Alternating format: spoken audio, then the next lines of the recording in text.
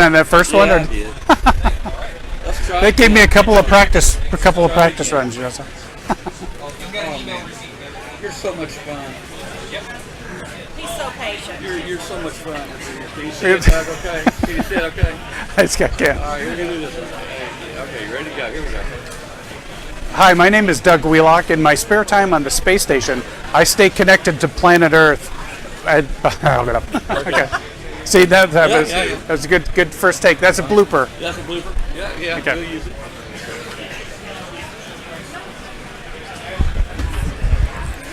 Hi, I'm Doug Wheelock. In my spare time on the space station, I stay connected to planet Earth through the ham radio. Through amateur radio, I tune into W5KUB. All right, we're gonna do that again. We're gonna practice makes perfect. Practice makes perfect. That's right.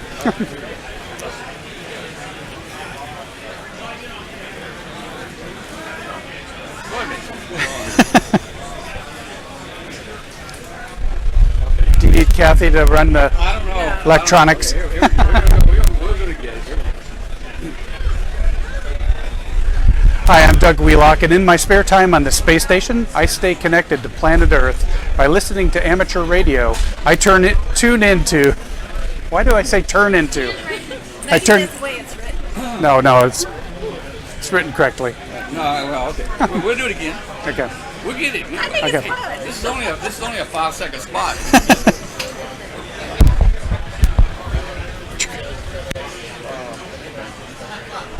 Hi, I'm Doug Wheelock. In my spare time on the space station, Did you mess up again? yeah. All right. Your cloud is going to be full from the. No, that's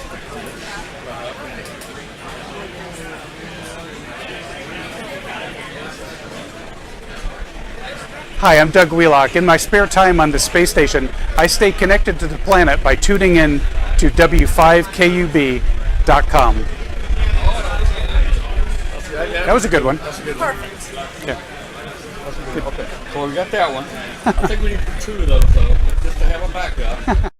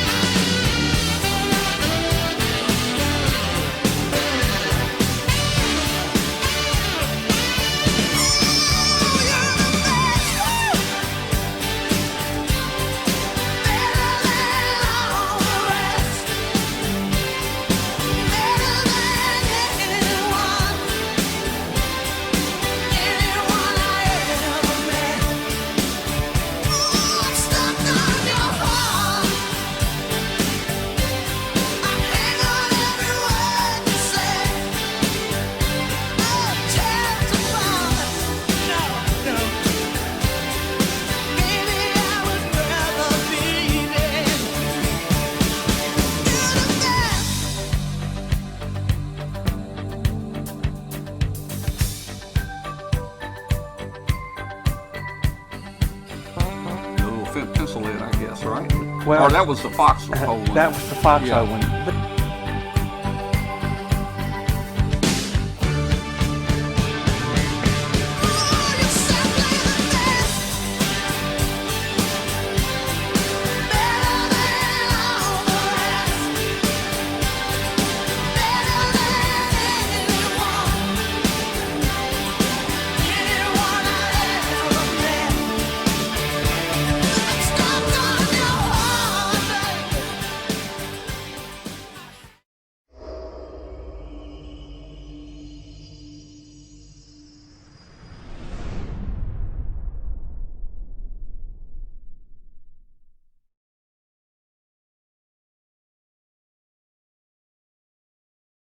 This Amateur Radio Roundtable is brought to you in part by ICOM America. All right, hello and good evening to everybody out there on the internet watching and also maybe listening on WBCQ, shortwave station. This is Amateur Radio Roundtable. I'm Tom Medlin, W5KUB, and maybe you saw right before the show we had a few little bloopers on there of our friend Astronaut Wheelock. He had a little problem there, but with a little practice he finally got it there. All right, so we've got a great show tonight. Hey, Hoss Nazi. It's Josh. Josh is back with. Do other people call you Hoss? It's once or twice. Once or twice. Okay. Well, yeah. Mark me off. I'll try never to do it again. All right. Josh is back with us tonight. Katie is here. We got a special guest. What was that, Katie? Hey ho. Is that like from Bonanza? Hey, yeah, I guess it is, man. I guess it is. Wow. All right. Well, I'll try to watch it. I don't know. Okay. I'm back. Okay. Welcome to Amateur Radio Roundtable. Let's get this thing back on the track. So I'm glad Glenn Popel's not here. He may be in a chat room, but this usually what happens when he's here. So we only let him come in about once a year. Listen, if you're listening on shortwave station, WBCQ on 5130, you can join us if you got the internet out there. Just go to w5kub.com and you can watch the show, this video. You can get in the chat room and you can chat with our guest, our host, and our guests from around the world. We would like to ask you to join our Facebook group. It's just called W5KUB on Facebook. We've got about 7,700 or plus hams in that group. It's growing maybe 100 every week. Let's see. What else is going on here? Let's jump over real quick to let's jump over here to our other co-host and see what they're doing right here. So, okay, I see Josh. I see a chair. That's what I see. It kind of threw me off there. Josh, you got it. There you go. Okay, you had a chair. Yeah, Josh, you had a chair in front of you there. Oh, hey, how you guys been doing here? Katie, first, how you doing? I look like I just came in from pulling weeds, which I did. So did you? It's been. It looks pretty good. It looks pretty good. What's that? All right. Looks like a little animal or something, just kind of sticking his head out the top right. Yeah, that's my flamingo back there that I got from Ron John Surf Shop. All right. Well, Katie, what have you been doing this week? Anything? Yeah, I know you do your social media stuff. Work. Yeah, just social media stuff. Getting ready for HRO Superfest in September and at HRO Anaheim next month. Instead of their usual ham jam event, we're actually hosting a wedding in our store. And Janet, KL7MF, our store manager, is actually the matron of honor. And another one of our guys, he's going to, and I'm totally, our DJ is going to be the minister, for lack of a better word, what to call it. He's going to officiate the wedding, and I think we might be having Here Comes a Bride to via Morse code, and we're going to live stream it. So been doing a lot of work related to that, and I've been watching all of the stories about the Oshkosh, the special events station, and I've been meaning to get down here, and we keep having thunderstorms. So I'm hoping maybe after the show tonight, if anybody's still on the air, I might pop on and see if I can make a QSO. But that, and I've been seeing a lot of stuff going on with the Boy Scout Jamboree. William Stearns, NE4RD's in the chat room tonight, I know, and he's reminding people to check things out with that, and we'll check that. I'll get a I talked to him earlier tonight. He checked in the net actually tonight from the Boy Scout World Jamboree out in West Virginia. Yep. Great signal there. So he's in here. All right. Well, you got a wedding you're helping with there. That's cool. Yeah, it should be a lot of fun. I don't think there's certainly, we've heard of weddings at Field Day have happened, and weddings have happened because people have met at Field Day. And even Dwayne and I got married on November sweepstakes and went and hung out on our wedding evening down at W1AW and played radio. So it's certainly not certainly not unheard of for hams marrying hams and doing something hammy that day. But I think this is the first time anybody's been married in a store, so we're kind of excited about it. It should be a lot of fun. And Josh, I believe, is going to be there as well. I saw him on a list, and so it'll be kind of fun to catch up with some of the Southern California people I haven't seen in a while, and looking forward to it. So that's just less than a month away. So I'll be traveling west when everybody else is going to be at the Huntsville Ham Fest. Yeah, we're going to be at Huntsville. We're going to miss you. I don't know what we're going to do. I know. I hope maybe next year I can convince somebody Yeah. to send me there because I love the Huntsville Ham I'm Fest. thinking It's a about, great you know, convention. I'm thinking about having a big cutout made of you and just stand up there, you know. Yeah, there you go. That way people can take Flat pictures with Katie. you, you know. Yeah, instead Maybe of I can. flat Maybe we Stanley, can green flat screen them Katie. in. I think I can get $15 to $25 per picture. Yeah. Be a good fundraiser. Oh yeah. Yeah. It will be. Well, okay, and hey, it's less than 26, 27 days, and we'll be down there, and we'll be going to the Space Center in Huntsville. We'll be going there all day Thursday prior to, and that's going to be good. Our friend Astronaut Wheelock is unable to make it to Huntsville this year with us.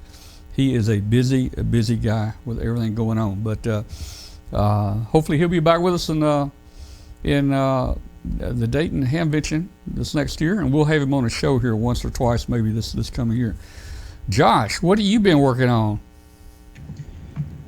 Many things, but today I released a video. I like to experiment with amateur radio, and I recommend people experiment with amateur radio. So I built a dipole here. Let me get my face out of the way. I built a chair dipole. I took some lawn chairs, just aluminum lawn chairs, hooked them up to a 1-to-1 current balun, and I tuned it right up. And so we were talking before the show, and Tom was mentioning some of the stuff he's done in the past, and you can basically make anything kind of into an antenna, get it isolated from the ground and get it up a bit, put it on a tuner, and bang, you're off to the races. So in Southern California, I made a contact to Montana. That was with FT8. I tried to do single sideband, heard a couple of stations, not many. It's not a very good antenna, but it is an antenna. They just couldn't hear me. Well, and I've seen this on the internet. I'm not into FT8 or anything, Sure. but why don't you do this? Why don't you put you a light bulb on the end of a piece of coax, set it in a window, and let's see how far you can make an FT8 contact on a light bulb. I think the record now may be 1,500 miles or something. I don't know. So I did something like that last Christmas, live on my show. I took 2 strands of Christmas lights, and I was able to make a contact from Southern California to New York City. Yeah, I watched that night. I think you blew the internet up. I did. Something blew up that night. I forget what it was. I made a contact to New York, but I also put so much RF in my tiny office of a shack that I think I shut down one of the cameras every time I keyed up. It was bad. Yeah. But lessons learned. I've considerably changed my hodgepodgey antennas considerably. I gotta say that kind of looks like a frat house the next morning after a good party. Yeah, That's right. Yeah, it does. Well, I was telling you right before the show started, the military has some studies, and I've been reading about it, using a tree for an antenna. They actually load the tree up. And we're going to try that. We're going to try that on the show one day. There's various different coupling techniques to do there. Let me see if I can get me in the picture here. Let's see. Let's see. You should put yourself in one of his chairs. Yeah, well, that might work. I could. I could put myself in the chair. Let me do that. I'll just put myself in the chair, okay? Let me see if I can do this. This is going to be a little difficult, but I'm going to try. Here we go. There we go. I like it. Well, So somebody asked in the chat, what power was I putting out? I was putting about 25 watts out. Yeah. 25 watts to that chair. Those chairs, I should say. Yeah. Well, hey, let's have a show one time. Let's just use a whole bunch of different kind of antennas. Everything from hot water heaters to railroad, tracks to just about everything. I mentioned the tree. I bet you. I'm thinking now. It may be an RF burn, but I'm thinking if I could get a person insulated from ground, get some good rubber shoes on, get them insulated from ground, have them hold the end of the antenna. I bet you we could load them up too. So that's I believe something. somebody did that with CW actually. Did they they? actually loaded themselves up with CW. Yeah. Well, let's just try some different things. We'll have a show one night just to see who can get the most interesting antenna up and working there. Oh man. Hey, real quick while I've got it, this was sent in to me. I'm not sure really what's going on, but let me just mention it. It's on social media. there's a ham, KE7KPY, that's missing. And they're all looking for him. He drives a 2008 silver beige Ford Focus. He's a ham. He just bought a gun. He's suicidal. Who knows what's going on with this guy or where he is. But if anybody has seen this guy or knows him, KE7KPY, just call your local police and let them know he's been spotted there. Yeah, this came up on, actually my wife found this post and she posted it on the Ham Radio Crash Course Facebook group, and it sounds like he was outside in Nevada. So those in and around Nevada, if they hear the call sign, I tried looking for him on APRS. I didn't see anything. Just keep an eye, or more likely an ear out, and maybe we can find him. Yeah, well, maybe he'll show up. We'll see what happens there. Well, look, let's jump into our first segment here we've got, and the second segment's kind of a whatever we want to do, but we do always have fun. But let's get our guest in here, Clint Bradford in here. Let me find Clint. Let me get him in. There we go. We got Clint in here. Hey, Clint, how you doing? K6LCS. Did I get that right? You got that perfectly. Just a couple notes on Lee Edwards from Sparks, Nevada. The 2008 silver and beige, which is weird, Ford Focus, had a license plate KE7KPY. His ham sign is what's being looked for. So a silver beige 2008 Ford Focus. And please do not approach him. Just call 911. Nevada's ready for your call. Yeah, maybe we can help find him. Hopefully everything's okay there. Well, hey, tonight we're going to talk about satellite. I was heavily into satellite for a while, not as much as Clint. I'm no expert on it. That's why we brought Clint in. But I'm trying to rebuild my my satellite station, and I've got my azimuth elevation antennas up, and I've got the cabling coming down, and my TS2000 should be back by FedEx tomorrow. It's supposed to be delivered tomorrow, so we'll see how that goes. So let's go over to, let's pull Clint in, and let's talk a little about satellite operation and have some fun. So Clint, Cool. how you doing, man? And how much satellite do you spend your time on? How much? Myself? Yeah, do you spend most of your time on satellite work? No, I've given more than 100 presentations on it. I'm still finding audiences that don't realize you can work several amateur satellites, including the International Space Station, with just an HT or an HT or two, and very meager antenna improvements. I have a friend up in Vancouver who has more than 100 contacts with 91 and 92. We'll get into that later. But just with his stock duck, that's how glorious the 2-meter downlinks are for us. They're about 8 or 9 dB stronger than the 440 downlinks, and he's just having a blast with it. Let me see if I can share my screen with you here. Screen sharing. Switch screens. Well, even close. You'll get there. Somebody asked, has anyone ever done any voice moon bounce? Well, yes, it has been done, but it takes a lot to do that. Some massive antennas, probably high power. That's not something that everybody can do. You got a full page up there, Tom? Let me see. I can pull it up. Hang on, I can grab it and get it on here. That's my. There we go. Site. I got it on there. I've got a split screen with you and it. Why don't we try the split screen and see how that works? Oh boy, I better be excited to see me. Worksat.com. That's my little support site for getting on the amateur FM voice birds this week. If you've never done it before, and my mantra for all this, this is all rocket science. I love the engineers who tell me that things should not be possible that we're doing. With tape measures and stuff, but try not to have a good time. We're supposed to be learning something.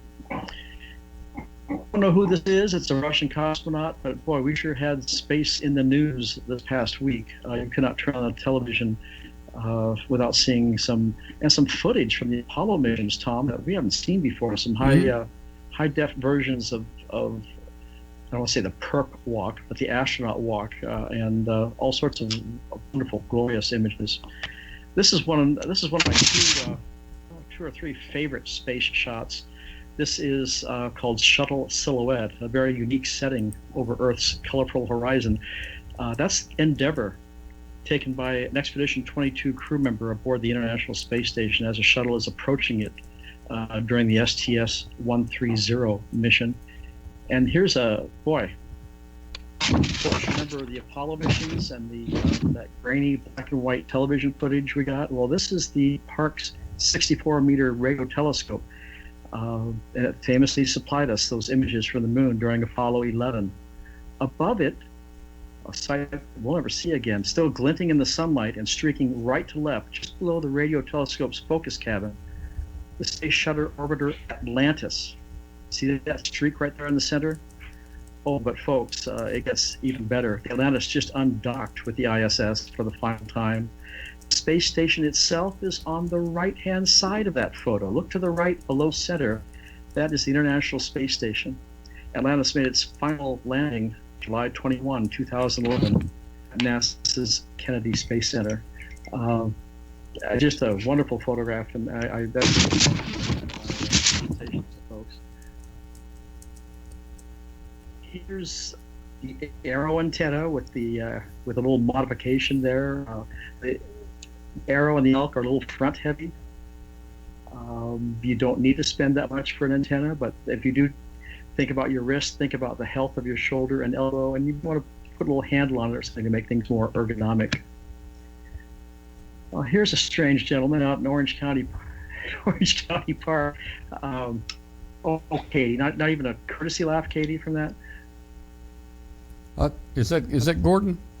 Yeah, that's good. I was on mute. I'm sorry. Yeah. I was laughing though. All right. Oh, thank you, Katie. I appreciate that. Sorry about that.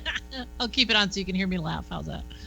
Here we are at a, see, that was my backyard. We had a Yuri's Night celebration a couple years ago.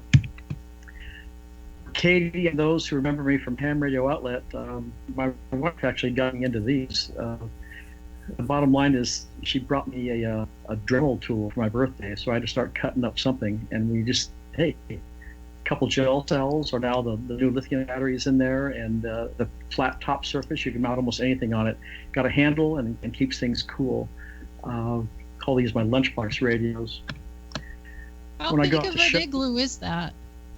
That is just a 6-pack igloo. No kidding. So okay. Pretty small. There's on a table. Yeah. Oh yeah, now I see it. Thank you. Sorry about that. In the back, you can't not see that red arrow. But anyway, sometimes I'll take my my egg beater out with me, and I'll put it on a rotator and call it my souffle antenna. Neat. That's for you too, Katie. Yeah. Here we are out at the LA County Fairgrounds many years ago. The gentleman on the right, I didn't know they would let one person buy so much alcohol, but he was so inebriated, he was looking for the little people in my handheld talking to us. There we are working back then. It was AO 51, and even though we were in between buildings, we talked to 3 countries that night: Mexico, the U.S., and Vancouver, British Columbia, on a decent pass, but again, just with 2 watts and a handheld antenna. Was that at a ham fest? That was at the LA County Fair. Oh, nice. Okay. A few years ago. Okay, Katie, what time is it? It is 1919. Oh, it's trivia time. It's trivia time. Okay, how are we going to do this? Okay, my email address is clintbradford@mac.com. clintbradford@mac.com. The first one who answers this gets a nice 1x14 one of those NASA photographs. So here is our question. Drum roll, please. Drum roll. When did W5KUB begin the Amateur Radio Roundtable series? Anybody know? Yeah, how are we going to do this? Are they going to email you, or are they going to put it in a chat room? How are you going to pick a winner? Who's watching the chat room? Who said February 2000? What was it, Tom? 15? Yeah. Did somebody say that? Who said that? Who said that first? I'm not seeing it on the chat room yet. I don't think anybody said it. I think you just gave it away. Oh yeah, you gave the answer away. Yeah. I think. we did it on purpose for a time constraint. Oh. Okay. Somebody in the chat room, if you say it's February 2015, but Tom, as you may or may not know, along with Joe Walsh and others, was doing helmet cams. What, Tom? Almost 2 decades ago. 18 years ago we started. Yeah, I've been streaming for 18 years. Amateur Radio Roundtable's only been around 4 years. Yeah, February 5th, 2015, and what a legacy, Tom, you're leaving to the world. It's a wonderful series. I've been with you since 14. You were only doing that for 14 months before I came on board, I guess. So I think I started in April of the following year with you. I don't know, but once you came on, we had to figure out what we were going to do. We had to do something, I know. We're still making it up. Yeah, we're making it up as we go. Okay, sorry. Back to you. No, you're fine. You're fine. No, when the ISS goes over one of those visible passes where the sun is still reflecting off of it, I don't care where I'm at. I'll just stop the car. Right. This is at a Best Buy in Rancho Cucamonga, and I couldn't speak the languages of some of these folks, but we all were shooting pictures and watching the International Space Station go over us. And that was in Rancho Cucamonga. And here's the incredibly elaborate station that you must have this elaborate equipment to work the International Space Station. This was Field Day 2014, the last field day that the ISS had some scheduled talk time on FM voice. And I turned my little handheld down to 2 watts. And if that looks like it's a $15 tape measure antenna, it's because it's a $15 tape measure antenna. And I spoke with Commander Weissman as we started when he was about 500 miles downrange. So that's how much gain is involved in something as simple as that type of antenna. Hey, looky here. That's amazing. Let's look at look at there. It's got one too. Oh, look at there. One too, Tom's. If I don't stick I might shoot my eye out here. Yeah. How you like that? I put foam instead of that plastic dip on the end of my elements now. I put the little foam ball so I don't have to wear or have people wear goggles if they're close by. Yeah. We also had a contact, one of these scheduled contacts through ariss.org. That's Amateur Radio Aboard the International Space Station.org. And it was interesting hearing all the events at Oshkosh this week. This is Flabob Airport in Pahrump Valley, California, and it is the home of Experimental Aircraft Association Chapter 1. And here we are, and it's hangar number 16, talking with Pettit, Donald Pettit, a few years ago for the kids. And we 12 months of prep, and we were down to about 45 seconds. NASA almost aborted it because we had a low audio problem. But I mean, if they knew I was manually advancing the pots and diminishing them and increase it, they would have said, no, we'll do this later. But we got it done. Here's the stage setup. There's the tracking software on the left. A screenshot of Pettit. There's that guy on the right-hand side there adjusting the pots. The 20 kids are there in the foreground. We had National Public Radio there. We had coverage in Southern California, in California's then 6th largest daily newspaper. Above the fold, color photo, front page. We were just praying that Lindsay Lohan did not get drunk and go out on a spree the night before. Because this is where the kids belonged, and we didn't want anything bumping us off. So please watch ariss.org for some scheduled time where we might be able to talk voice with the astronauts, and the frequencies are on my side or are all over the place. So what are we supposed to be talking about? Working ham size. Oh, okay. Working ham size with your handheld radio. Most of you already have the necessary equipment, 1 or 2 HTs, or 1 HT that will do split frequencies. But here, that's the iconic ICOM W32A, and a friend in Texas, Alan, has made more than 10,000 contacts just with a extended duck and a handheld radio. So it can be done. We prefer a little bit more gain, and you'll be enjoying it more if you build yourself and have the satisfaction of building a little antenna to improve things. Knowledge is power. That's one of my favorite quotations. Sorry, that's Tom said I had 4 hours, so you're stuck with this. That's all right. The first amateur radio satellite from the United States was Oscar 1. There's Lance Ginner, and there it is. Built right here in Central California. Look at these surface mount components. Tom, you might not be old enough, 1961, but did you hear it, Tom? As it just emitted Morse code as it circled the Earth back in 61? I didn't. I got my license in '64, but back then we didn't have any 2-meter equipment or anything like that. That didn't come around for years, Look at that Dymo label maker tape on there, the wood grain Dymo label maker tape. Anyway, this cost in parts $63. Remember that dollar amount as we talk about what's things cost today. $63. It was successful. It was our first satellite in amateur radio. I'm not going to get preachy here, but Oscar 1 was in 1961. Oscar 2 failed. Oscar 3 was the first amateur U.S. bird that had a transponder on board. We've had 100 Oscars. Russia's always been involved. It's always been involved in the space shuttles and on Mir. Meerkat. No, Mir. And it was actually used once in the ISS as a backup system. It's not just a toy up there. It is in their disaster plan and their emergency plan, and it was used once when their main system needed some work on it, and so they used amateur equipment for a backup with their ground control. The birds we can work easily handheld are called low Earth orbiting, LEO, the LEOs, about 2 hours per orbit, and they're about 250 miles above us. Geosynchronous birds up at 22,500 miles, you're not going to be hitting with a handheld.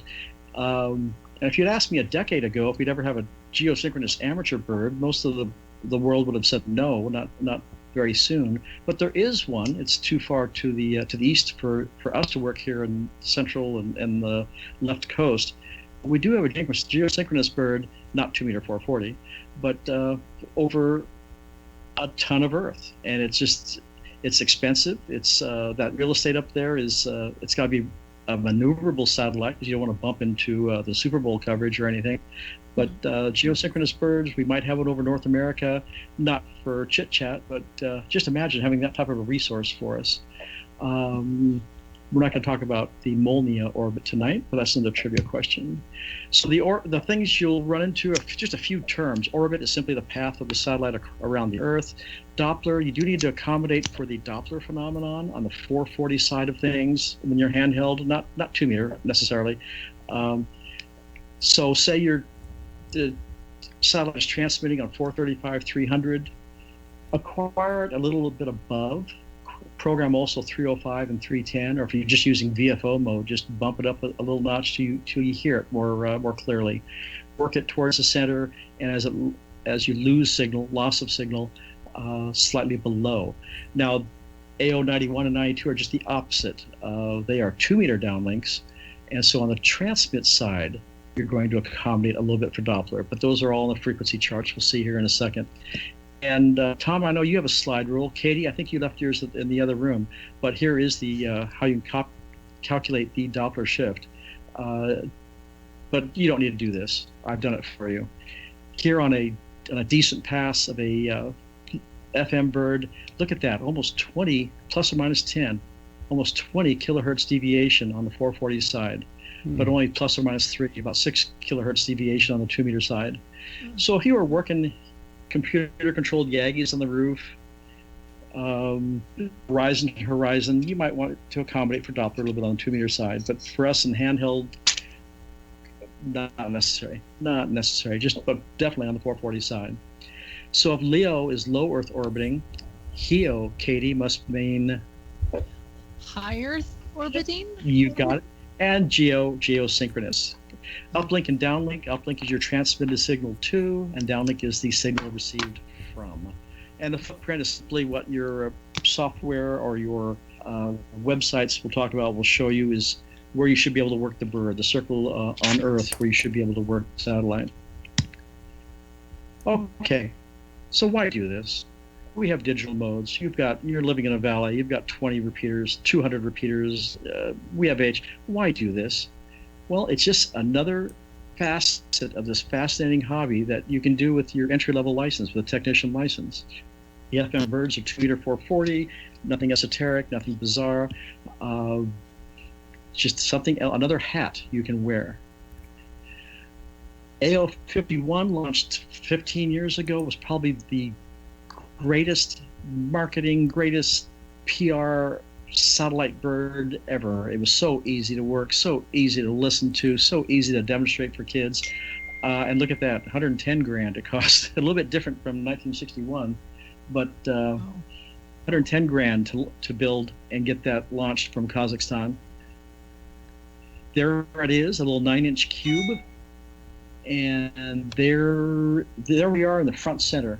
There are two other chassis just like ours, but everything else on that payload is commercial. AL51, sun synchronous is a key phrase for us. They go north to south or south to north on their orbits, so that they're always being hit by, not always, but half this time they'll be hit by sun to recharge their batteries through solar cells. We had different modes in AL51. It was just a wonderful bird. What we have now, they're sun synchronous. Thank you. That's redundant. AL51, when your wife goes on her first trip to Tibet for 6 weeks, you can download AL51 telemetry all night long, get battery conditions, solar panel conditions, all sorts of really cool, geeky stuff. The Saudis have a bird up, SO50, launched 17 years ago. 17 years ago. What kind of batteries did we have 17 years ago? We had NICADs. Why these batteries are still running, why this satellite is still operating. Anybody out there have a battery pack on their handheld that's last 17 years? That's crazy. Yeah, I know. Is it because it's always so cold? I'm not sure. Didn't expect it to last this long, but SO50, a little more, the technical term is finicky to get into, but definitely doable. 2 meter, 440 downlink, 2 meter uplink, and SO50 is another one of the easy work ones. AMSAT North America has put up AMSAT Oscar 9.1 and AMSAT Oscar 9.2. 85 is failing, so don't work 85. But 91 is the closest thing we have to AO51 as far as it being in our 2 meter down, 440 up mode all the time. AMSAT Oscar 92 has also on board a L-band downshifter. It also goes into 1.2 gig up mode every Saturday about midday. If you follow AMSAT's Twitter feed, you get the exact time when it goes for about 24 hours into a 1.2 gig up and a 2 meter down. It's got a Virginia Tech camera on board and other experiments. So that just adds, AO91 is always in the mode that's easy to work. You just got to keep track of what they're doing with 92 to make sure it's in the mode you expect to. Very embarrassing to walk out in front of a group and or even just yourself in the backyard. Know it's there, you can receive it, but when you key the mic, nothing happens because it's in a different mode. So knowing its mode is just part of the learning process. Minimum requirements, it's best if you work these FM birds in full duplex mode. That means you are able to hear the downlink as you're keying your mic.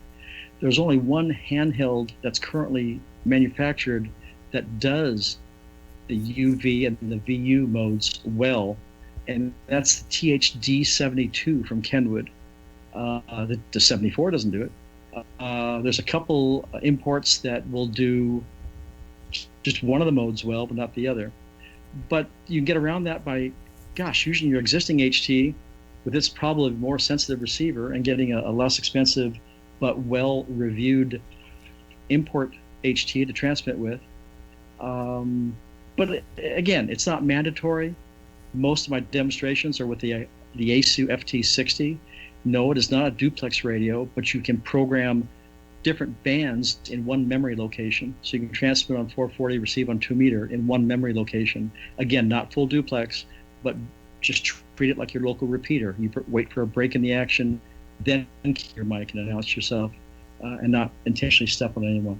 By working full duplex, it lets you know if you're getting in the bird successfully and also avoids you from stepping on other folks. And the ASU FT60, gosh, 14 years ago? It was released at Dayton, I think in 2004. It's still a phenomenal bargain. Receives 108 to a gig, easy to manually program, large legible display, a very unique battery situation. You can populate a battery tray, a AA battery tray with AA alkalins or AA nickel metal hydride, and have full transmit power available if you need it. Strongest belt clip of any HT chassis on the market. People have seen me toss one of these across a stage just to show its bulletproofness. I'm sorry, my attorney just shook her head and said, I can't say bulletproof. It puts up to a lot of abuse, let's put it that way. If I can't say bulletproof, it's illegal. But anyway, the F260R is a great rig for a solid performer. It also receives airband properly, AM. But if you want a really marvelous performer, entry level or beyond, the FT60 is still out there, still a wonderful rig. No digital modes, just a nice, good old amateur analog FM machine. You should try to protect your SMA connector or your delicate connectors on your rigs. So please don't do something like this. This is, I think, why some people call it amateur radio. Josh, this is for you. I think I see. No, Josh, not that you do this, but it's just funny. I think there's 1, 2, 3, 4. I think there's 7. And I think the guy just went to Radio Shack about 50. But Yeah. Each of them a third of a dB loss. Just silliness. Don't do that for the hobby. Don't do that for yourself. Don't do that for your video. Get one of these little jumpers. Something to relieve the stress of heavier coax, stress of a heavier antenna off of the radio. I'd much rather destroy one of these $13 cables than to have a $60 repair job on my radio because I was not being careful. When your wife goes on her second trip to Tibet for 6 weeks, you pull out the signal generator and you test HT antennas. This is a exercise in futility, folks. The maximum longer is better. Applies to UHF and VHF antennas on your handhelds. 7-inch ducts that come with them, -6 to -9 dB or worse. Do something better if you're going to work some distance with your handheld. Also get perpendicular if you're using an extended duct on your, let's backtrack. If you hold your handheld straight up and down and talk into it, your radiated signal is heading out about 90 degrees from your antenna, expecting to hit a terrestrial-based repeater or a friend across town. Most of the satellites are not terrestrial. Okay, that's funnier, I guess, in Miraloma than it is out there. Most of our satellites are not land-based, so you need to get that 90-degree relationship to the orbit of the satellite as it passes over you. So you're going to open up your squelch all the way, and that will aid in capturing the signal of the satellite. Katie, that wasn't funny, Katie? Most satellites are not land-based? Okay, never mind. This is just a picture of Cherish, the high school student on the left, just received, this is up at Santa Barbara a couple of years ago, he had just received his amateur license the day before. His very first amateur radio contact was with, back then it was AO51. Oh, but it gets better. His dad and his grandfather were there. I had 3 generations, all working satellites for their first times. It was wonderful. So as you get older, you get more sentimental about photos like this. Here's a little tray I put on the back of my Arrow. It's just something to accommodate the radio. Now it's grown to accommodate a USB battery and a digital clock and anything to counterbalance the front heaviness of the Arrow or the elk log periodic. And if anybody would like an Arrow antenna and would like a little $10 off coupon, send me an email. The very first emailer who would like that and requests that will get one. That's courtesy of Janet at Ham Radio Outlet Anaheim. $10 off any Arrow from HRO Anaheim. What a deal. What a deal. I've never had it happen to me with a genuine Yaesu MH34 speaker mic, but some folks with aftermarket mics have experienced the phenomenon of the plug just coming out, just getting out of that receptacle a little bit, and it will key up the radio or short things out. So just use one of those charity bracelets or something to hold it on or hold it in. This also secures the radio to that tray. Okay, these are only 10, 15-minute passes. How do you know when and where They are. Well, there is your team of satellite operators. Tom in the background. Katie is not there, but there's Tom in the background. Here we are working out the passes, and it's very easy to work out with your slide rules. Just get the epoch time, element, set inclination, eccentricity, arc of the perigee, mean anomaly, mean motion, decay rate, epoch revision, and the checksum, and plug it all into and draw it all on your equatorial graph paper. And that's easy. Anybody can do that. Got it? Or there's another way to do it. Oh, there is other ways to do it. There's Okay, got to be an easier way. There are programs for you out there for your handheld devices, for your computers. There's free sources. My go-to right now for the Apple iOS environment is GoSatWatch. GoSatWatch, written by Canadian Ham, a wonderful $10 investment for you with Apple phones. Couldn't ask for anything better. If you are a Droid person, HamSat Droid, we worked on this several years ago. But Tom, do you see what's wrong with that graph right there, Tom? Oh, let me look. We're talking sun synchronous, and we're talking AO51. We were beta testing this software, and this is a pass that'll never happen. It'll never go east to west or Yeah, I west was to going east. to They're say all it's more either north to south or south to north, Yeah. probably. So Yeah. HamSat Droid, yeah, so let's go through this. HamSat Droid has morphed now into AMSat Droid Free. AMSat Droid Free. You can all guess by its title how much it costs. Works wonderfully for you on your Droid machines. Anybody using a BlackBerry? No. Are those still around? Used to. Nope. I've got I an think- old one in a drawer somewhere. Yeah. I think Hillary has one, but anyway, SatMe might work on the older BlackBerry machines. I run gpredict on my little Raspberry Pi. I take it out to conventions with me, but gpredict is a freebie, which is Linux OS 10, Windows via third parties. It's a great free program called gpredict. Nova for Windows now is freeware. You can get Nova for Windows. The password to get the freebie is on my website. And then Doppler Pro. I apologize. There's a low res for Nova for Windows, and who's got a Mac? Clint's got a Mac, and the high res for Mac Doppler. But Mac Doppler Pro is a great program. Mac Doppler Pro and SAT PC32. You can get discounts on those commercial programs if you are a member of AMSAT North America. AMSAT North America at amsat.org. So here I was minding my own business Tuesday night, and this is the first time ever I've known a Final Jeopardy answer.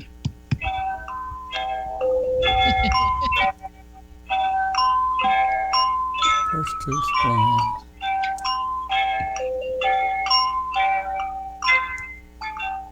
And if you paid $900 for licensing to play this tune, you'd play it all through.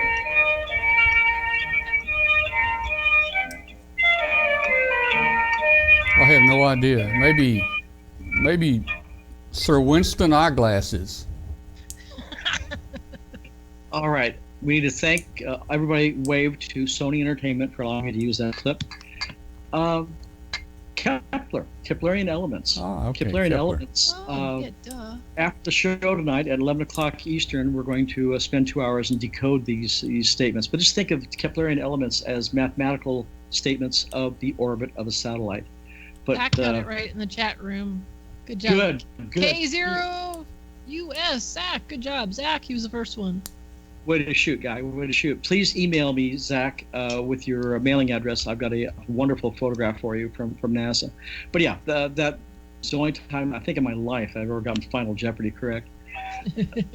So Keplerian elements. You don't have to worry about these. Your modern satellite tracking programs will download these automatically.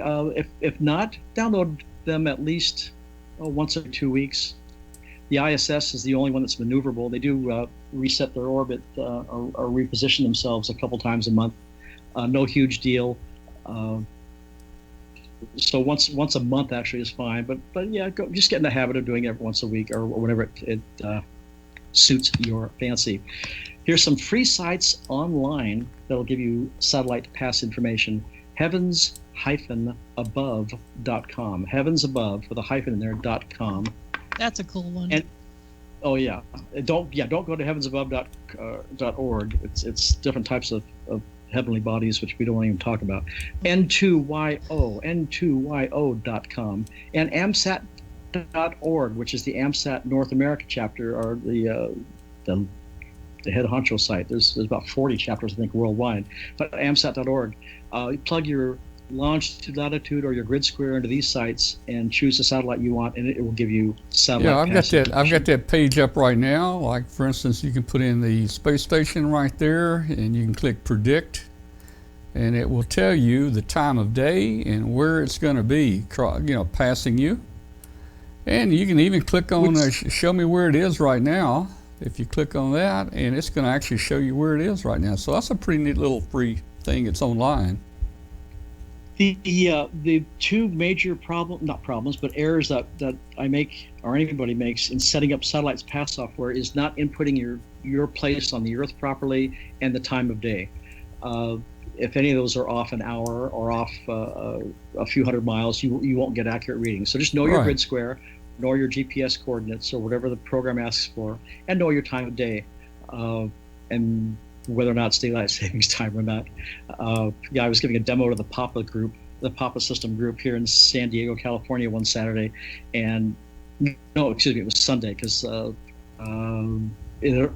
daylight savings time had already hit, and I was off an hour. But thank goodness I was talkative enough, and we were able to do the pass. So know your time of day and your grid square or your location as you set up your satellite pass tracking software. If you want to know as you're setting things up, if you want to know where the ISS, SO50, AO91, or 92 are right now, there's a little widget on my website that'll tell you where it is exactly right now. And that is powered by N2YO.com. Every time this guy's amazing. What he's doing for us and the hobby is marvelous. Every time something updates or I want to change something, he's sending me code. So the general procedures for this is to listen, please. Don't key up until you start hearing things on the east and west coast. The calls I get that say there's nobody on the birds, no activity on a Saturday afternoon, what's wrong? And I find out where they live, and they say they live in Kansas.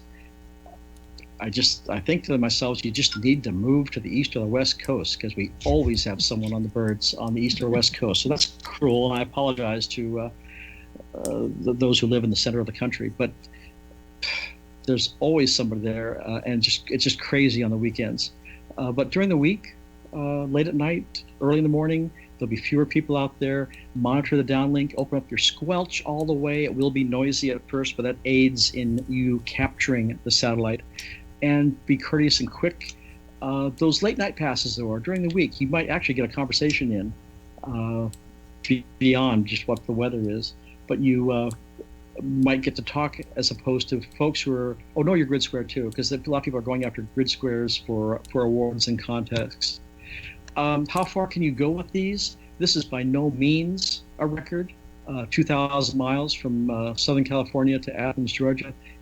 Can I reproduce that, recreate that every time I go out there? No, but that's just, if you notice the footprint on the huge chart in the upper right, shows I wasn't supposed to go into much further than New Mexico, but each of us were using FT60s and aero antennas, so that's a possibility when the pass is right. These north to south, south to north passes for me mean I can talk to Mexico, and there's a ton.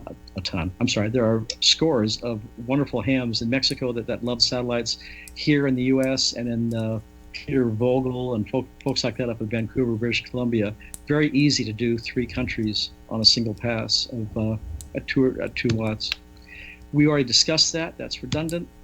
What I use is the FT60 for most of my demos. I do have a THD72, but my mantra is still getting into this at least cost, and then seeing if you want to get the THD72 and its full duplex operation. And I have someone already who just emailed me for the Arrow $10 coupon. Thank you very much.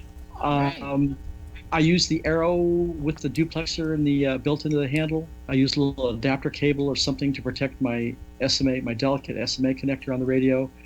You don't need to write any of this down, but please know that most of the birds require a 67.0 tone on transmit. Leave everything open squelch though on receive. For SO50, there's a unique little channel there of a 74.4. Let's say you've been working it for a couple months, you know it's there, but it's late at night, early in the morning, and you just don't hear it yet. Shoot it a 74.4 for a few seconds, and you become the control operator. You just turned on its 10-minute timer. Whoa. You think I wasn't scared crudless, Tom, the first time I did that? I thought, oh my God, it's going to crash in my koi pond. The AMSAT's handcuffs are going to be tight. But anyway, program 74.4, and on the chance that you might need to turn it on because your fellow hams might not know, that's how you turn it on if it's not been worked last few minutes. AO 92 and 91, just the opposite as far as uplink and downlink. Here we're receiving on 145.88 and transmitting on the 440 side. You will be transmitting slightly below its center frequency as you acquire it. And again, the 67.0 tone. With all the memories you have in your radios, you can either program these as memory locations, or if you have a THD72 or just a radio that's easy to access as VFO mode, just use the VFO mode. It makes things simple. So you know when the satellite's going to be over you, you know where it's going to be, either east or west of you, and what its its elevation is going to be above the horizon. You know your grid square. You programmed your radios per the charts over at worksat.com. So how do you get on the air? You wait for a break in the action and use internationally approved phonetics, please, and just announce yourself. Kilo 6, Lima Charlie Sierra, Charlie November 8-9. And I use handheld, or I'll say demo. Some diehards will say, Clint, you're wasting time, you're wasting valuable airtime, but that's a third of a second to say handheld or demo. And that little word lets others know that, hey, here's somebody with low power, let's let them in. Doesn't hurt anything. I'm not going to say, demo Palm Springs, 3 million people here watching, come back to me, please. But just announce yourself, your grid square, and the mode of operation is fine. After you work a satellite, or when you know it should have been there but you don't hear it, this is the screenshot from the live Oscar satellite status page, where everything that's blue is wonderful. I mean, things are up and running. Yellow means there's conflicting reports.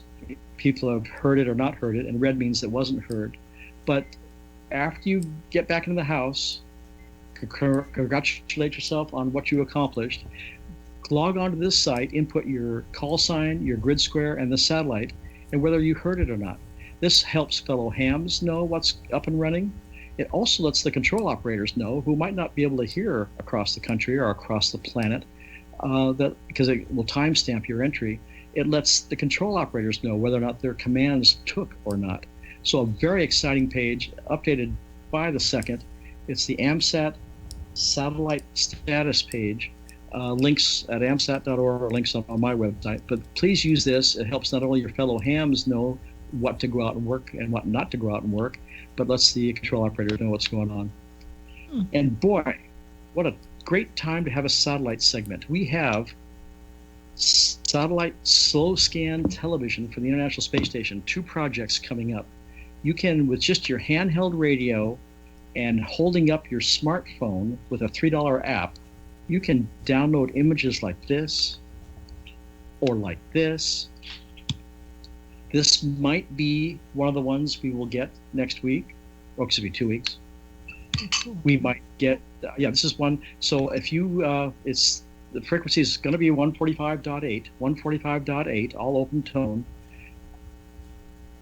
Here's the schedule. On July 29, there's where it's activated and powered down. This information is all over the web. Go to ariss.org or your Facebook sites. The second, we don't know what the picture set is going to be for that second set on my birthday there, but the August set, we think those times are fairly well locked in. Now that first set is only going to give on the 30th, it's only going to give the eastern U.S. a pass or two.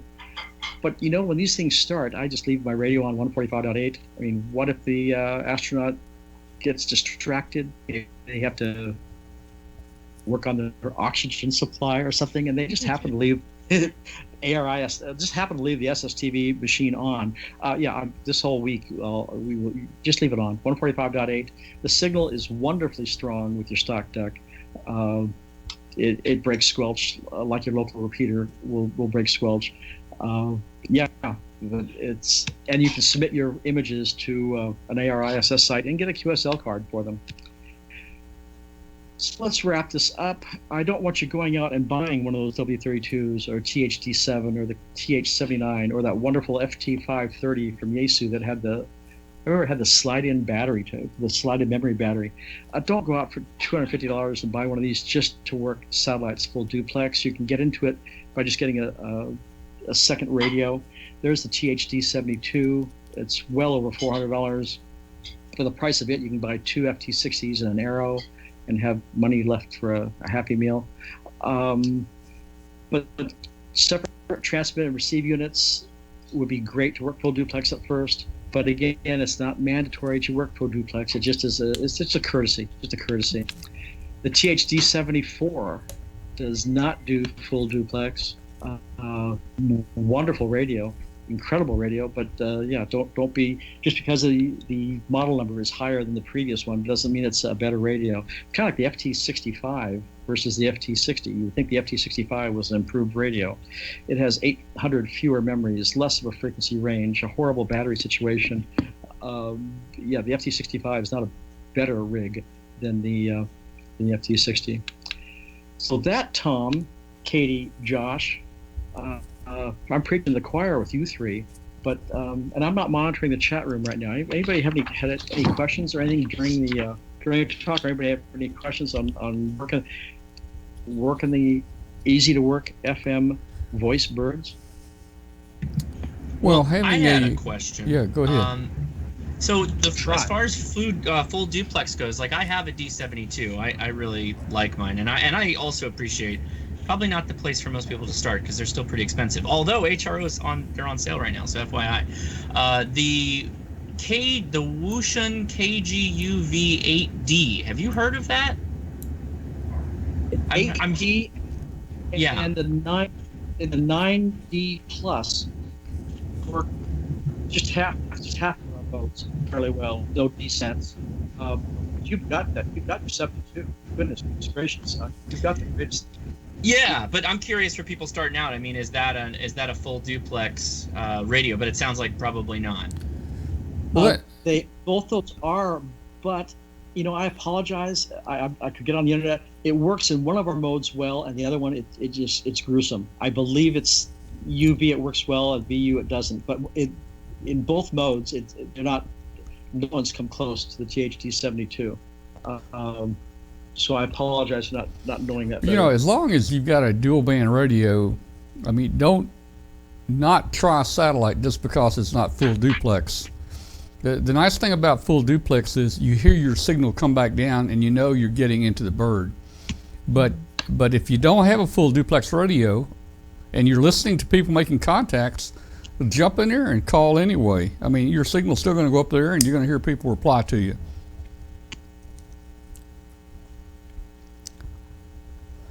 All right. And Josh, what's your favorite antenna? It's 72. Well, I mean, if you remember when we met for the first time at the Anaheim HRO, that day I picked up an Arrow, and that's still what I use. The one with the duplexer in it. So because I do have the D72, one connection. You had a great day that day. You won all sorts. And guys, an Arrow or something like that is great if you're standing outside and you want to aim it and talk, but you can make contacts from in your shack. You can use a vertical antenna. You can use a diamond antenna out there. You don't even have to rotate it. You don't have to tilt it. It's not, the best, but it will work. And back when I first started working like the space station, I even worked it 3 times driving home mobile. I worked Colonel Wheelock, I think 30 times one month, and I I worked him 3 times mobile coming back, and that kind of started our friendship. I've got a quick little minute and a half thing here I want to show people, and this is this is kind of neat because this is what ham radio and satellite can do for you. So let's see if I can run this real quick.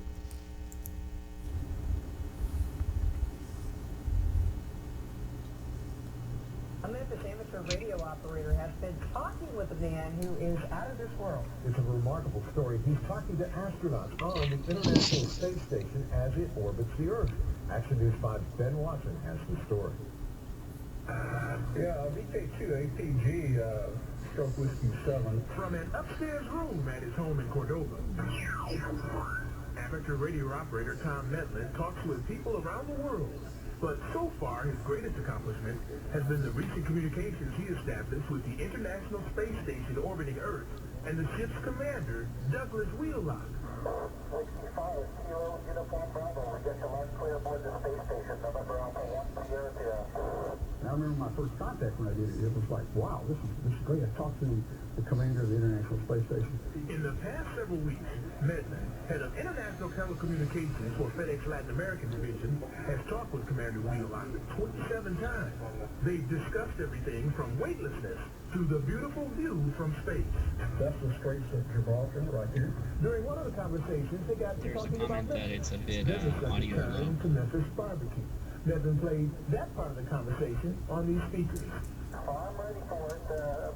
Is it Corky's up there? Metlin says he hopes to meet the commander someday.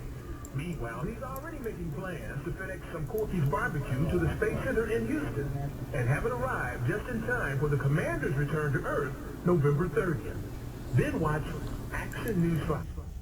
So that was kind of my fun part in getting into ham radio satellite operation, the space station. And hey, I tried working the space station for a year before I got them, and then all of a sudden I worked them 2 and 3 times a day for 30 days. I mean, it's just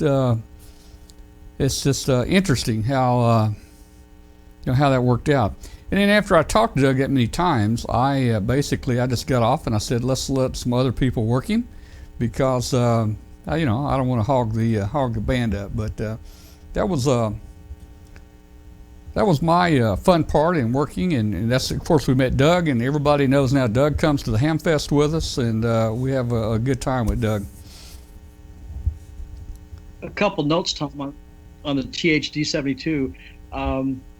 Use the VFO-B to transmit because your A has better sensitivity. Balance your audio all the way to VFO-A. Use a headset mic or a mini boom mic. Open your squelch up for VFO-A and go ahead and use the full 5-watt transmit. But yeah, that's a great rig. And instead of plugging memories in, Josh, are you just using VFO mode, or do you go ahead and plug memories in for I do both, but I've worked it both ways. Cool. And you can get more elaborate with their antennas at the house. I mean, let's see, I've got a couple pictures here that I was going to show. Maybe I can't find them. Oh, there it is. There's, I've got just some very simple azimuth elevation antennas. Nothing. There you go. Nothing special, but those are on my roof. There's Walter there locking down the rotor. But it's a UHF and a VHF antenna there.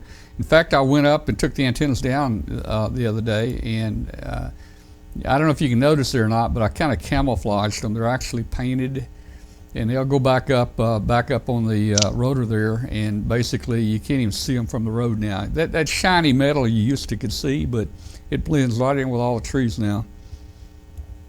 So ours blends in with the rest of our antennas. Yeah. So you have an N connector to SMA adapter there somewhere. Yeah. Though, since we've got the ISS coming up, one of the things I like to do is I'll just point my roof vertical for 2 meter and 70 centimeter. I'll just put that into my SDR and connect it to a Raspberry Pi, and then I'll just receive the SSTV incoming into the Raspberry Pi. Makes it pretty nice to just come back home and, hey, there's some pictures. It's pretty cool. What's your SDR of choice right now, Josh? I like the SDR Play, and I just have the RSP1, which is just the first level, but works great. I don't need the dual inputs, and I just, run it into a Raspberry Pi 3. So, Clint, do you know if like the SAT PC32, will that work with something like an RSP1, or I don't know how you would interface it? SAT PC32 definitely controls rotators. Josh, that same data line, Josh, is that plugging into SDR Play, SDR machines? So the SDR Play has an SMA connection for your antenna and then like a USB port. So any audio or whatnot, you'd have to route through a audio interface that be in the computer, not a physical interface. So like virtual jack, or if you had a switchboard, like I'm sure Tom does, you can route the audio that way. But what does the software do to control the radio? Does it actually move things around, or is it just for the XY control? The SAT PC32, which I'm using over here, and I used to use Orbitron, there are several out there, but this thing is neat. I can plug it into the serial port on the back of my TS2000, and it will, the program, for instance, if you bring up a specific satellite, it will automatically set the UHF and VHF frequencies in the radio. It'll set the sidebands correctly. As the satellite moves, it will actually tune the two VFOs in the radio for Doppler shift. And it does all that automatically, so you don't even have to worry about touching a dial. It's pretty slick. That goes beyond me when it comes to the SDR. I don't know about that, if that's possible or not. I know some people are using SAT PC32 and they're using some SDR type receivers, but I don't know how you would interface to it if it doesn't have a serial port or like a, I don't know. I'll have to look at that. Well, it's USB into the computer, and then the computer's running the same software. So it might make those talk. You might be able to pick it up and set it as a receiver. You might be able to. KY4LCS just says it can control some SDR software like the HDSDR, just like it controls a real radio. Yeah, HDSDR is another SDR software that's usable. So, yeah, that sounds totally plausible. I've just never done it, so I won't speak out of turn. Well, we have a lot of people that really love the satellites. There's not as much activity on the space station. Occasionally, you'll have some hams get up here that wear it out, like Doug here. You can see a picture of Doug. He wore it out, man. Every day he would make contacts with us, and but a lot of people work satellite. They're interested in it, and they work the grids. Clint mentioned grids. How many grids are there in the U.S., Clint? Oh gosh. Oh, don't ask me that. That's for the chat room. I mean, whoever gets it correct gets a prize. Yeah, there's hundreds and hundreds and hundreds, right, of grids in the U.S., but we actually have a ham or two here in Memphis that have actually worked all grids. And you know how people work all states and work all counties. He actually worked all grids on satellite. He's very heavy into satellite. Wow, and that's quite an accomplishment. Yeah, it is. There's not many people. I'm guessing there's probably less than 20 people that have ever worked all grids. That's a lot of work. Let's back up a couple paragraphs. The Raspberry Pi 3, there are 2 Raspberry Pi 3s on board the International Space Station with the Sense hat and like a $5,000 enclosure that NASA and the other space agencies mandated. But there's 2 Raspberry Pis that students have contests to send their code up and have the programs run for them. So, imagine a kid in a job interview. Yeah, I've written some code before. Yeah, it's aboard the International Space Station. You want to see its data?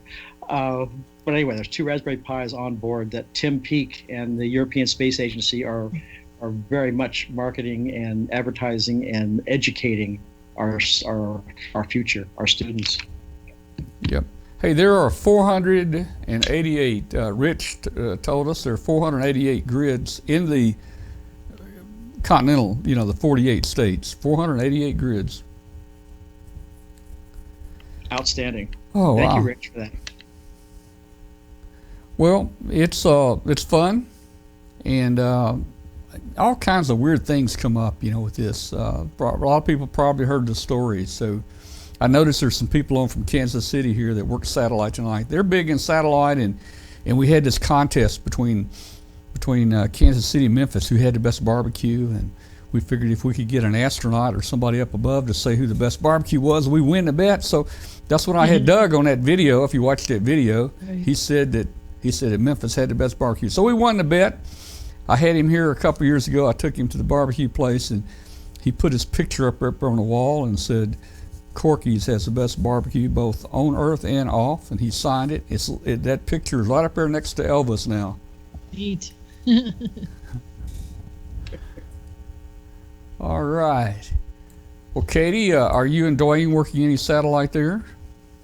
We just got a new radio to use in the satellite station. We got a 9100, and just getting everything up and running with it, and but haven't done anything much with it. And he's away working, so haven't really. It's on the list of things to do, and usually on Tuesday nights when I'm here doing this, he's playing around with FT8 or getting on the radio. But it's hard in the summertime. We seem to spend more time in the shack in the winter because there's always something else going on in the summertime, unless there's a contest. And so we'll probably, that's on our list of things to do.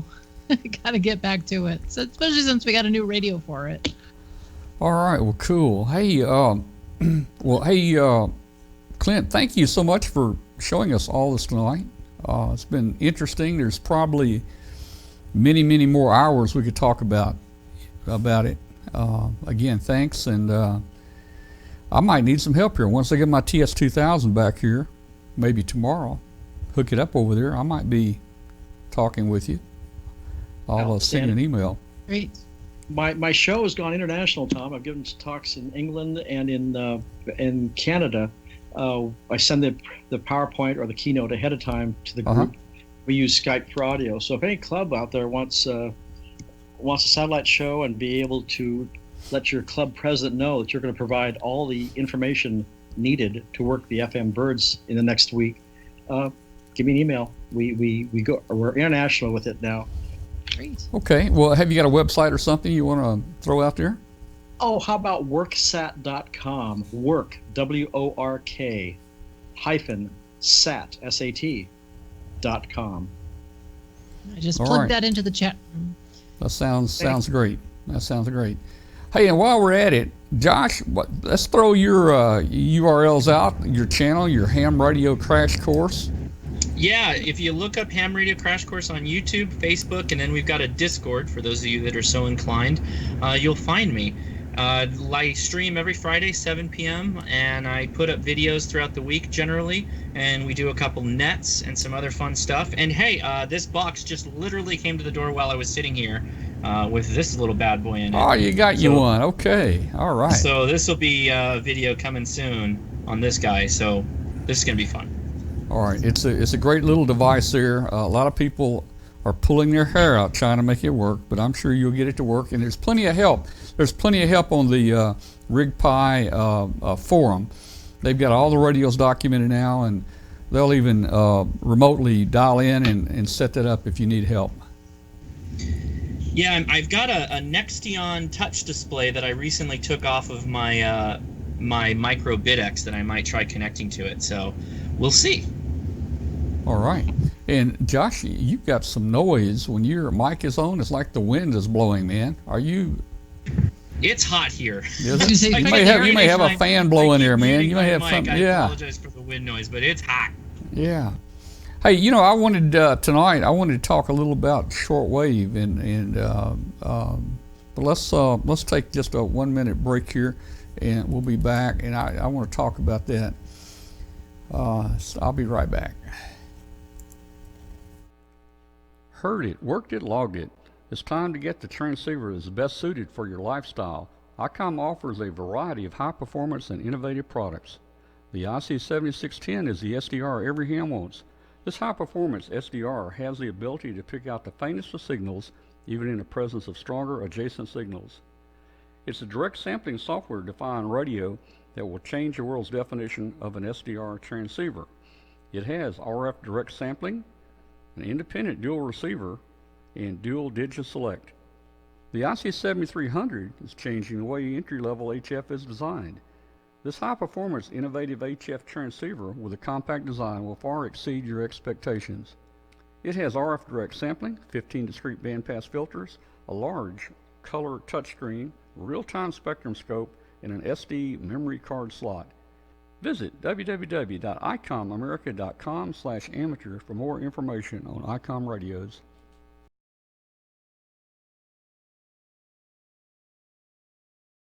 LDG Electronics provides state-of-the-art antenna tuners for every amateur need. From QRP to QRO, fixed stations, portable and remote, an LDG tuner will match your radio to your antenna using our lightning-fast, proprietary tuning algorithms. LDG is a family-owned and operated company dedicated to bringing innovative, quality products to the amateur market. All LDG products carry a full 2-year warranty that is fully transferable. Support is only a phone call or email away. We're always here to help you. Visit us on the web at ldgelectronics.com.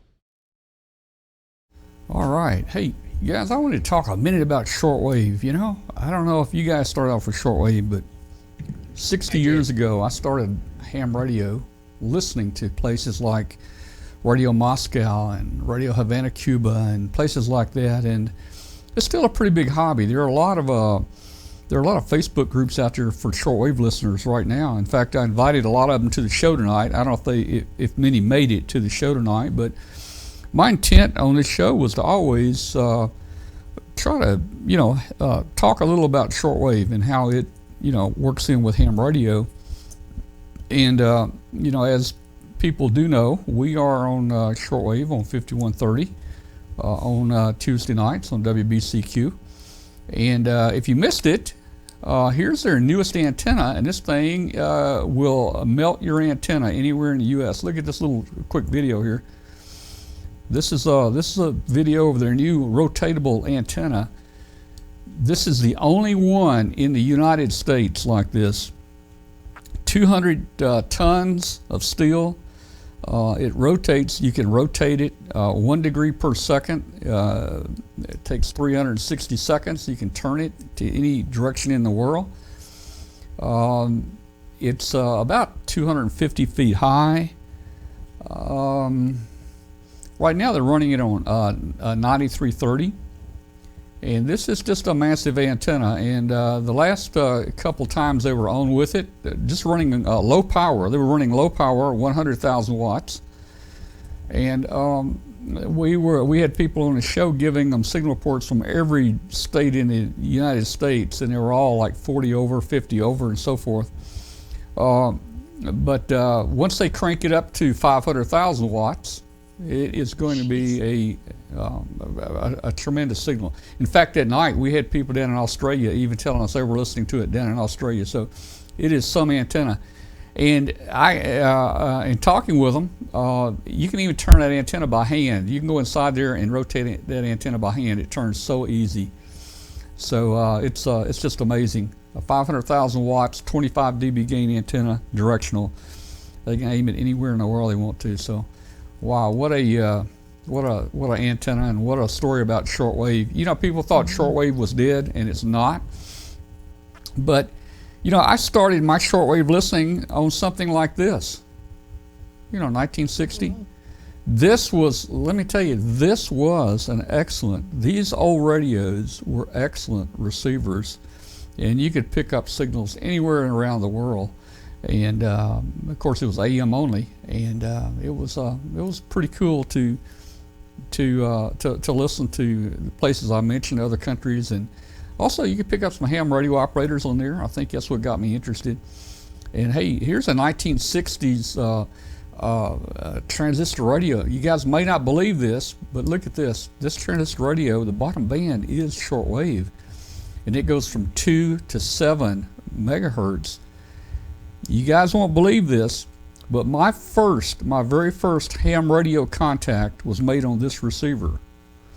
The 80-meter ham band, if you look, the 80-meter ham band is about 3/4 of an inch long, maybe a ½ inch long on there.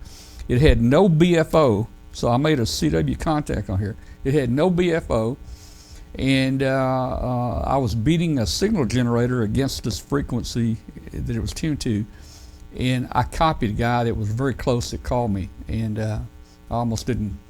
Well, my first contact, I really don't know what he said, but anyway, that was my first contact. After that, I realized this radio is not going to be the radio. That's when I went out and we got another radio that worked out very well for us. So, shortwave, I'd like to try to get something going on shortwave for people. I would even love to have maybe some hosts to come in here that might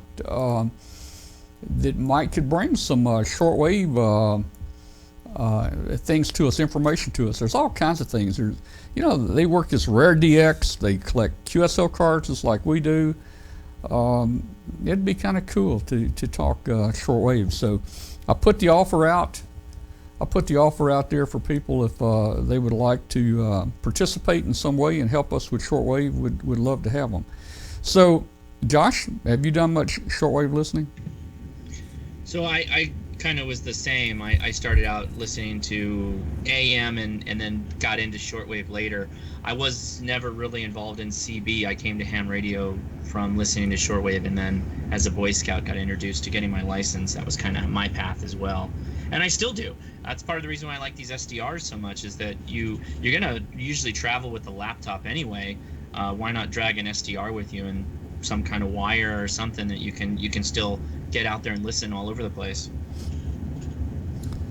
Well, and now you can get, with transistors, and the thing I showed you there, that was transistors hadn't been out that long. Everything is miniaturized now. You can get small little,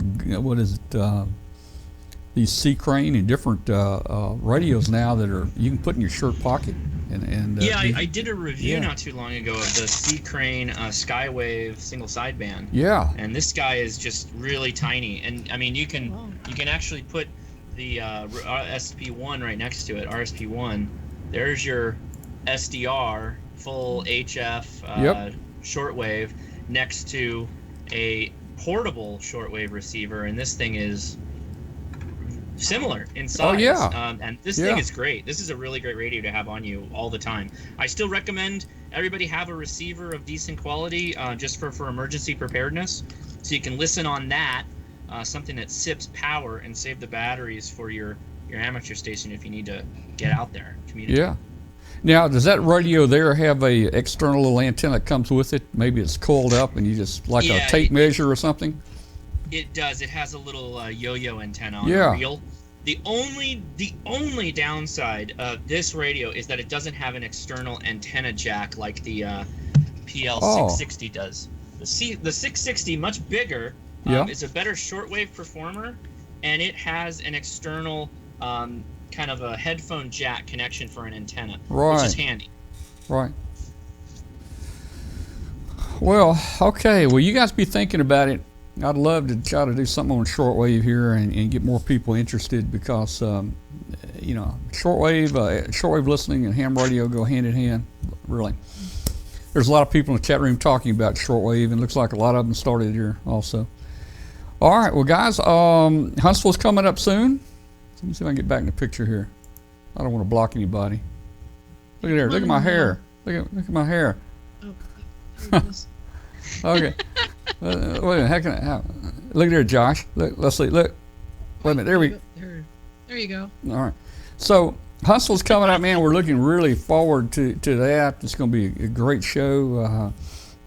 We're lining up our prizes already. We've got a lot of prizes lined up already, from HF antennas to big reels of LMR 400 to antenna analyzers. We got tons of prizes, and it's going to be a fun event. We love going down to Huntsville.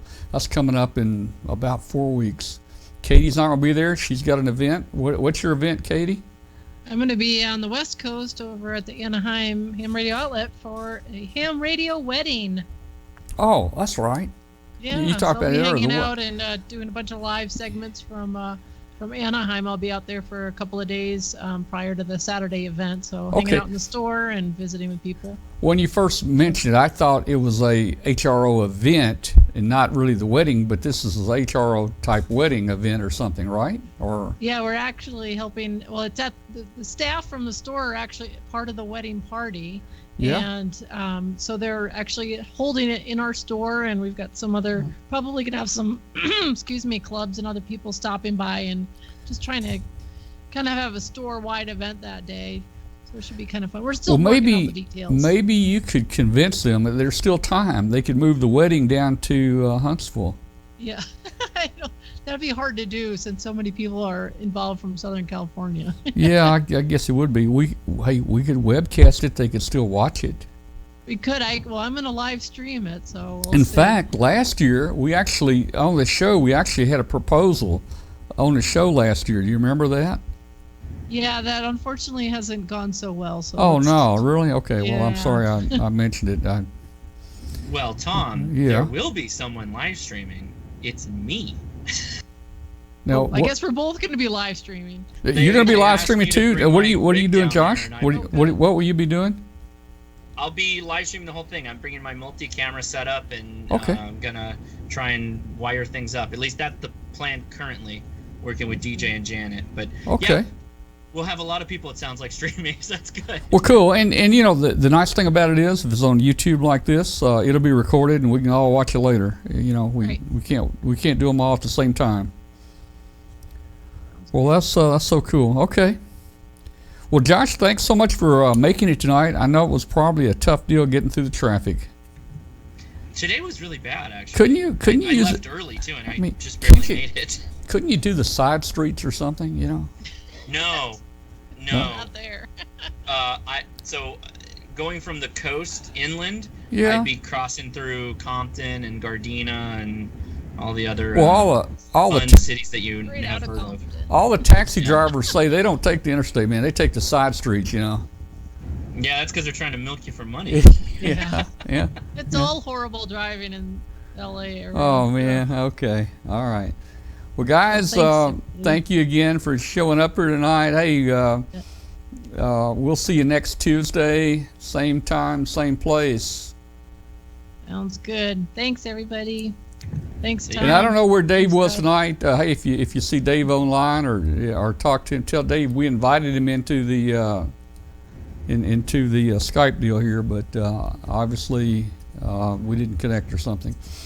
We'll see you 73, and we'll talk to you guys later. See you next week. Okay.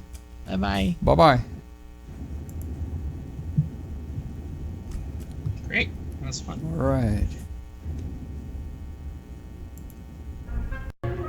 So you're saying I can ask this cat any yeah, question? well, The cat is connected to the computer. You just type in the question, Connect this guy. it will read his Get mind. it on the Wi-Fi. Once I get it on the Wi-Fi, that's when I can connect it to it. Yeah. Hey, the thing that gives everybody the biggest trouble is the mumble in the audio. You'll have no trouble getting it set up. You're the man!